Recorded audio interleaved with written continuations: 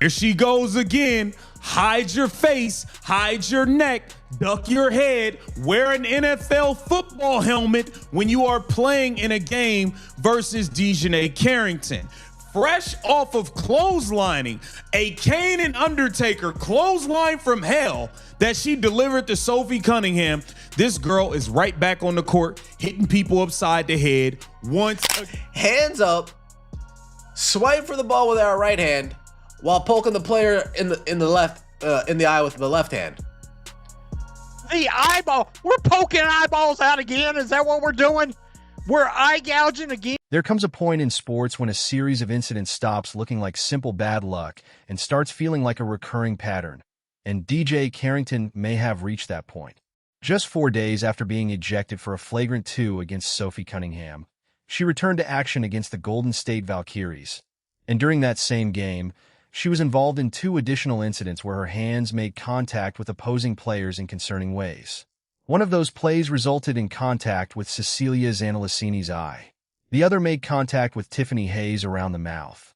2 different opponents, 2 separate moments, all occurring in the same game. And this time, fans weren't willing to simply brush it off as another accident. They immediately began questioning whether there was more to the repeated incidents. I tried to give her the benefit of the doubt as well. Tell ya, I tried. This girl is not going to stop until she takes somebody out the league. This girl will not stop until she ends somebody's career. DiJonai Carrington, once again, with another dirty foul in less than a week, in just a couple of days apart from each other. A couple of days apart from the Sophie Cunningham hard foul. You have Mrs. Eye Poke. Mrs. Flagrant foul, I'm gonna grab your head, I'm gonna hit your head, upside your head, knock you out the air. Mrs. I'm gonna pull your hair. Mrs. I'm gonna whack you on the back of your head. Mrs. Long, nailed, sharp knobbed fingertips, DiJonai Carrington strikes. On the first play, Carrington was guarding Zanalissini on the perimeter. Her right hand appeared to be reaching for the ball, but her left hand swept upward and made contact with Zanalissini's face as both players went up. Later in the same game, Tiffany Hayes drove for a layup, and Carrington jumped with her. Instead of making a play on the basketball, Carrington's arm came down and made contact with Hayes around the mouth. Neither incident resulted in a flagrant foul or a technical. Carrington did receive a technical later in the third quarter for arguing with a referee, suggesting tensions were already running high before either of those plays occurred. Put both hands up right after. But that's DiJonai's. Yeah, I gouged another white girl. Yeah, I gouged another white girl while wearing your Sophie Cunningham wig. I am officially. Hey, this ain't Clerks 2, but I'm taking back Sophie Cunningham's hair. I'm taking it back. You got Sophie Cunningham's hair on while you're poking the white girls in the eyeball. Now here's where it gets serious, because this isn't a rookie still learning the speed and physicality of the league. Carrington is a 6-year veteran who has played for 3 different franchises and already has a documented history involving an incident with Caitlin Clark during the 2024 playoffs, when Clark was poked in the eye. At the time, Clark said she didn't believe it was intentional, and Carrington also denied that she would deliberately try to hit someone in the eye. Many people accepted that explanation, or at least gave her the benefit of the doubt. But when similar incidents keep happening, the conversation naturally becomes more complicated. One incident can be an accident, and a second might still be coincidence, but repeated contact involving the face during highly physical moments can raise serious questions about what is happening on the court. Want to defend her, the story, the narrative that she's not a dirty player, she makes plays like this all the time. I put together a little clip of DiJonai Carrington, who is definitely one of the dirtiest players in the WNBA. I don't know if we can roll it, but she's taken her long fingernails. She's scratched Caitlin Clark's eyes out. She's had multiple instances of chasing people down from behind, trying the same swat and smashing them in the head and causing mini fights. She pulled another girl's hair. I don't know if we'll get to that clip in a second when she's falling. Totally dirty play. This is not a skin color thing. She has a history of making dirty plays, and it's fine. The NBA. It's worth recognizing just how talented Carrington is as a basketball player, because that's part of what makes this situation so frustrating for people who genuinely respect her game. She's a former Most Improved Player finalist, and has consistently been regarded as a strong defensive presence. Her length, instincts, athleticism, and anticipation allow her to guard multiple positions, which helps explain why teams continue to value her abilities. Nobody is seriously arguing that she isn't a legitimate basketball talent. The concern is that talent alone cannot excuse repeated incidents that raise questions about player safety. Right now, the conversation surrounding Carrington has shifted away from her defensive ability and toward questions about her conduct and the growing attention surrounding her physical style of play. From the flagrant 2 on DiJonai Carrington against Sophie Cunningham, where she proceeded to go into the locker room and tweet white privilege after being thrown out of the game. I'm not going to comment on that situation, but I will say this. This is a flagrant 2. Black, white, Asian, Hispanic, don't matter. This is a flagrant. I mean, she clotheslined her. What more do you want? So this looks very bad. It just shows that the WNBA is nowhere near where they need to be professionally, because again, this is a clothesline. It's a flagrant. And we have to go back to where this entire storm really began, because the Valkyries game didn't happen in a vacuum. Just 4 days earlier, Carrington was involved in one of the most talked about fouls of the WNBA season. Sophie Cunningham was airborne on a fast break layup when Carrington came from behind and made contact with her as she went up for the shot. Cunningham went down hard, and the officials initially called it a flagrant 1 before upgrading it to a flagrant 2 after reviewing the play. The decision focused on factors such as the wind-up, impact, and follow-through, ultimately resulting in Carrington's ejection. The incident immediately sparked widespread discussion about the line between aggressive defense and dangerous contact. White privilege after getting tossed from the game, but says it wasn't about the foul. Can you explain this? No, I can't. When she tweeted white privilege, she did it so quickly, it was almost as though she had the phone in her pocket after this foul and she got ejected. So, I mean, to say she wasn't referring to this play or getting kicked out and saying that the only reason she got kicked out and it got upgraded is because Sophie Cunningham is white is crazy. It was a crazy thing to tweet. Maybe crazier than to try to act like it had nothing to do with the play. So I have no idea what she's talking about. I don't think anybody can have any idea what she's talking about. What made that moment even more intense was what happened immediately afterward.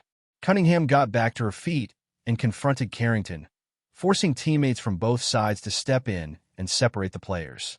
When reporters later asked the officiating crew why Cunningham wasn't assessed a technical foul for her reaction, officials explained that her response was considered understandable given the severity of the initial contact.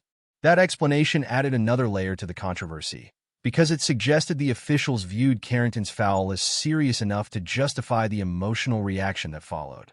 After watching the replay, the incident quickly became about more than just one foul.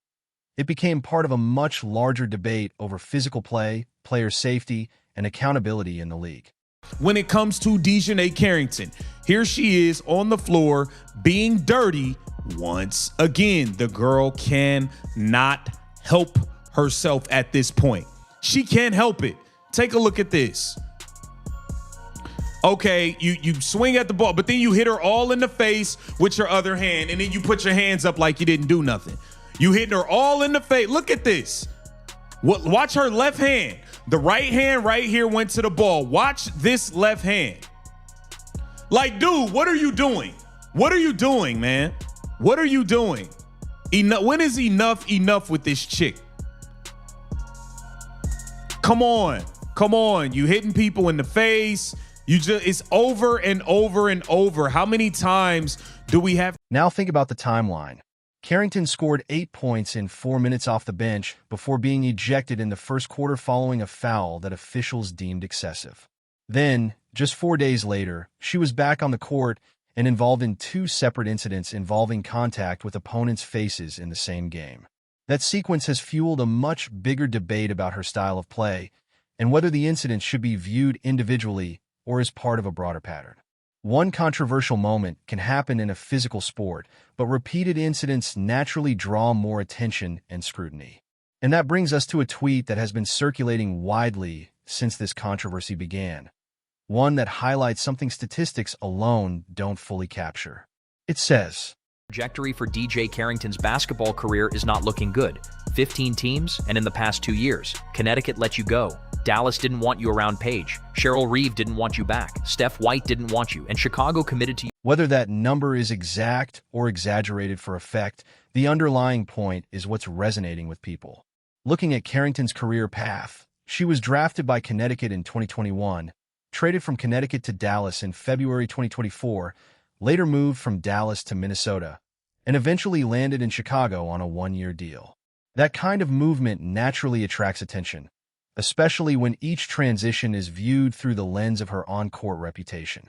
However, it's important not to assume that every roster move was caused by disciplinary concerns, because trades and free agent decisions can happen for many different basketball and business reasons.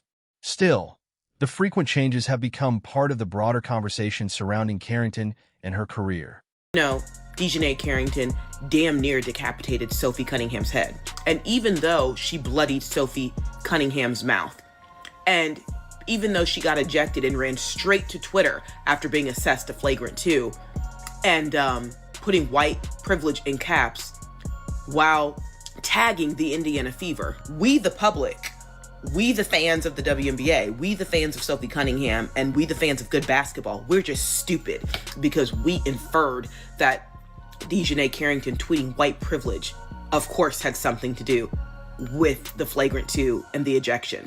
But DiJonai is coming out to set the record straight, baby. She said that we're stupid, we lack critical thinking skills, and in no way, shape, or form would she ever use the word of white privilege. When a player gets moved repeatedly, there can be many explanations: team fit, rebuilding plans, roster changes, or simple business decisions.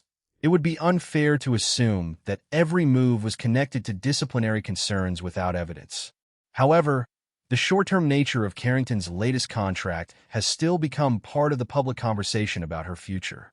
A one-year deal can mean many things, but it does give a player less long-term security than a multi-year commitment. The controversy also became much bigger on social media, where discussions quickly expanded beyond basketball into debates about race, officiating, and accountability. That shift meant the actual basketball questions sometimes got lost in the noise.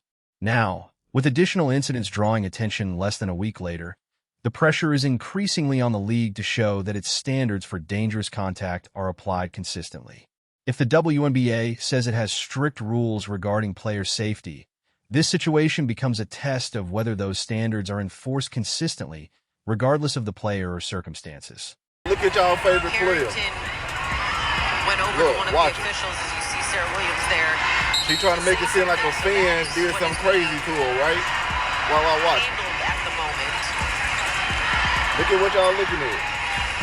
They going to talk to that dude. They been trying to make him leave, right? She trying to get somebody kicked out.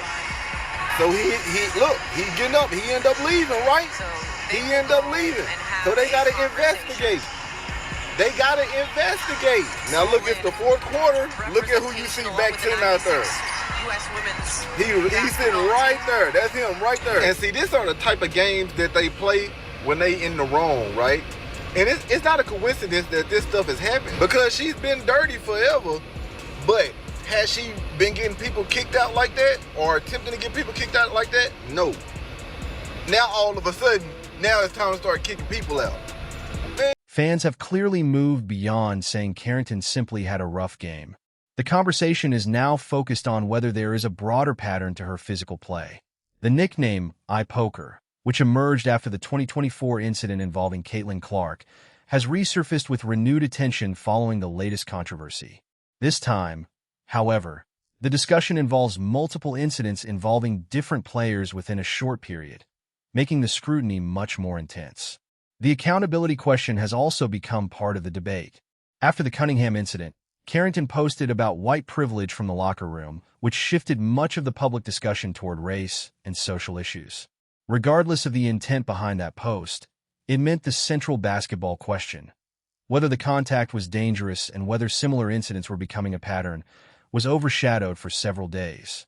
Now, following the Valkyries game, both controversies are being discussed together, putting even more attention on how Carrington responds to the criticism and whether the league addresses the situation consistently.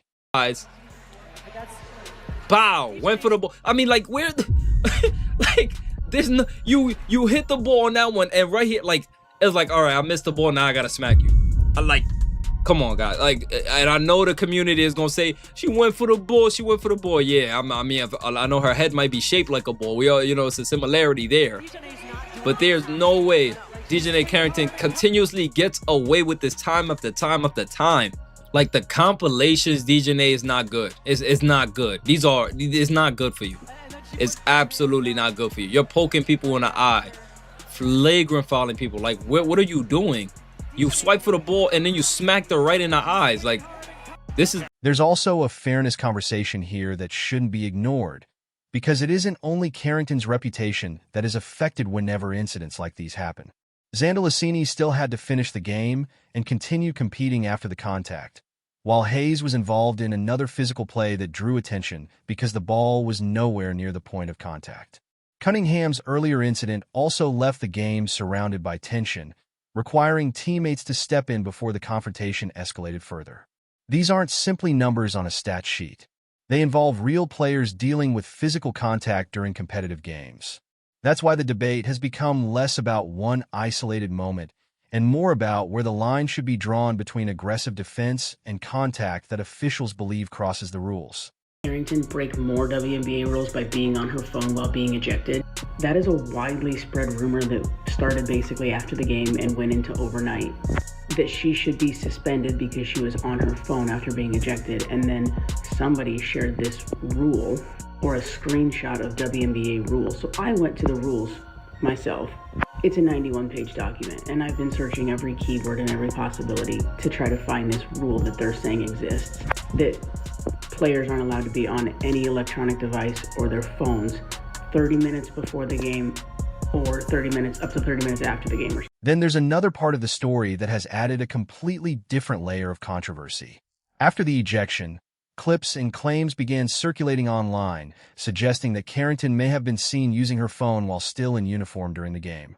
If confirmed, that could raise questions because the WNBA has strict policies surrounding player conduct, gambling, and the use of phones during games.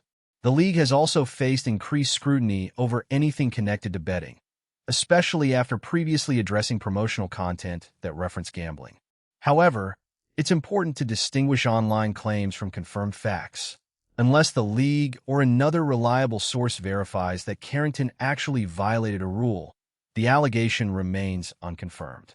Still, the situation highlights why consistent enforcement matters. If the league takes a firm position on gambling-related conduct and technology use, fans will expect those standards to be applied equally to every player.